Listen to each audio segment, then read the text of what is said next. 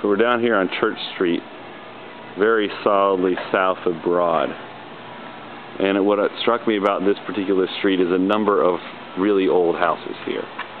So 1720, a lot of these 1759 houses, just really cool architecture and a lot of history back when Charleston was like the Boston. So this is a wealthy wharf owner built, and then the one over here is built in 1716 as well. So these go back a long ways, and you see the French influence. Kind of looks like New Orleans with the wrought iron balconies. But every one of these houses was here at the time of the Revolution and earlier.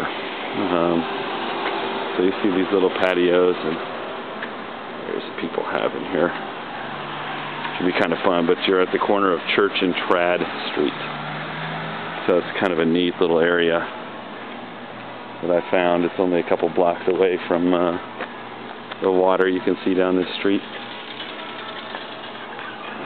But this street is pretty awesome too, in terms of what this looks like, and what this would have looked like at the time of the Revolution and Civil War. There's another horse-drawn carriage down there. It's part of the tour you go through here. I'm walking it though, but of course I've read my travel books, so I know what's going on. This is a famous artist gallery. We're coming up on this called the Hayward Washington House. This is where George Washington stayed when he was doing the road show for the U.S. Constitution. And so back in the day, George Washington went up those steps into this house. And now it's on the National Register of Historic Places.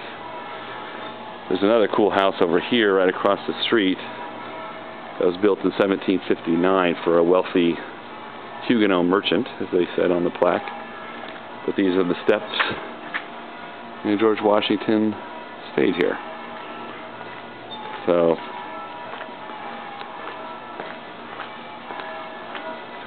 it's got some neat things. So back over here, I'll go across the street to this house, the Thomas Lagar House. So 1759. You see the little backyard area with the porch up there. An astounding example of an early Charleston single-row house.